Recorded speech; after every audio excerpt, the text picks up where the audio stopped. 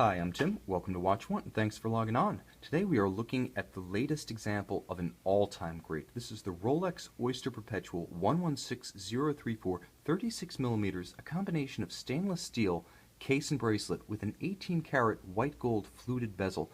This is a descendant of the most influential wristwatch of all time, the 1933 Rolex Oyster Perpetual, a watch that arguably set the template for not just every sports watch that came after, but almost every high horology luxury watch built today. The first watch that was both water resistant and automatic winding, that Oyster Perpetual has a formidable legacy, and even a number of Rolex skeptics wearing their alternative brands have to give a nod of deference to the great Oyster Perpetual. But this is more than just the tradition of the Oyster Perpetual.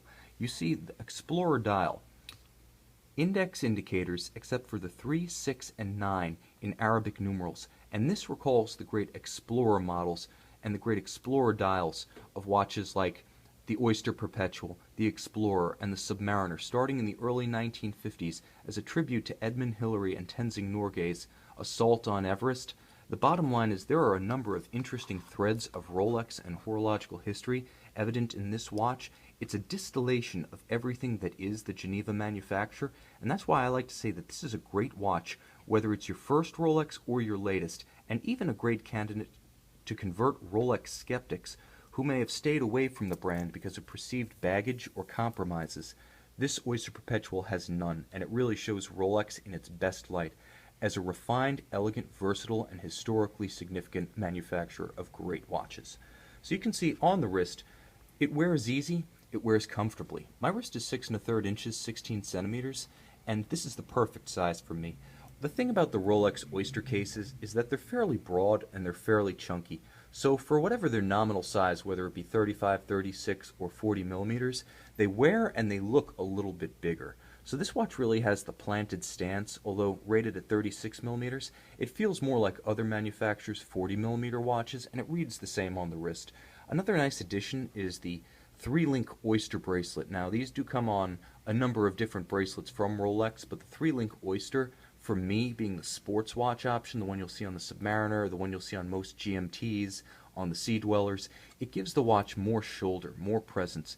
It's a little bit beefier and more muscular than something like the 5-link Jubilee, and I like the combination. It gives this watch just a bit more stance, a more assertive persona. I also want to call out just how nicely finished it is. The interior of all the links is very supple. This is not the kind of bracelet that's going to pinch you or pull hair, so if you're not just a Rolex skeptic, but perhaps a bracelet skeptic, having preferred straps on your timepieces, this is definitely a bracelet to give a chance. It will not disappoint. Likewise, the latest version of Rolex's Clasp is solid as a rock. You can hear that solid snick when it closes, and likewise, a satisfying snap when it opens. It feels machined from a single billet of steel, and it's just as sturdy. The quality evident throughout this watch absolutely lives up to the Rolex legend and would do an explorer proud. But more than that, it's an elegant and versatile timepiece. You can see the combination of white metal, alternately polished on its flanks, brushed on its lug hoods, likewise polished on the flanks of its links and brushed on top. It has the nuance that comes from differential texture, differential finish, but also that fluted white gold bezel. Now I go back and forth on whether or not it reads as polished steel or something more, and it is really like a nod and a wink between you and your watch, a well-kept secret, that little bit of precious metal that sets a fluted Rolex bezel apart. The connoisseurs are going to know that the fluted bezel is white gold, but it doesn't telegraph wealth and ostentation. Rather, it's discreet, it's beautiful, it's fine, and with the way each of those polished facets catches light and dances, it gives the watch almost a life of its own.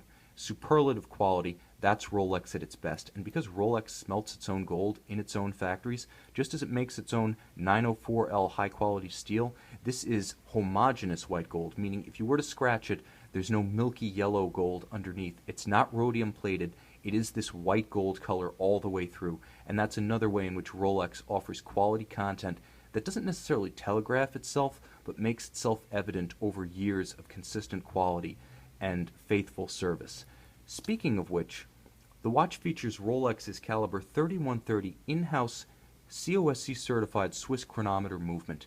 Now, it's a full balance bridge It is a Breguet over coil hairspring, the latest parachrome variant, still handmade, and that's emblematic of how Rolex builds every part of the watch. We talked about building the bracelet, the case, and the bezel, but Rolex makes every part of the movement too, and that's truly extraordinary because there are a number of accomplished manufacturers, the likes of Audemars Piguet, Jaeger-LeCoultre, even Vacheron Constantin, that can build most of the parts of a movement, that will build the case of their watch, but can't actually build something as fine as a hairspring, a pallet wheel, or rather an escapement wheel, or a pallet fork. Rolex builds all of those small parts in its movement too, completely vertically integrated. They control the process of producing every part of the watch.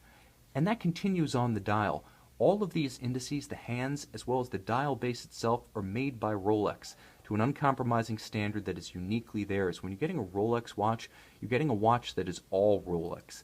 And the payoff is in the quality. All of these indices are individually white gold and hand applied. That's how Rolex dials are made, by hand to this day. The hands are beautifully polished. The dial is fully loomed, so although this watch has the elegance of a fine dress watch with its white metal and its dark dial, it also has the versatility of a sports watch, inasmuch as the dial is fully luminescent, and at night, because of the large size of those Arabic numerals at 3, 6, and 9, the definition is unmistakable, very easy to read. And that's part of the magic of this Oyster Perpetual. It's a dress watch and it's a sports watch. Make no mistake, with its ancestors having climbed Mount Everest and countless owners to this day using this as the watch for diving at the pool and then for dinner the night after, this is a timepiece that can do it all. With that solid, abundantly shock-protected chronometer-grade movement, the twin-lock crown and the oyster case offering 100 meters, that's 330 feet of water resistance, this could be the watch that you put on your wrist and never take off.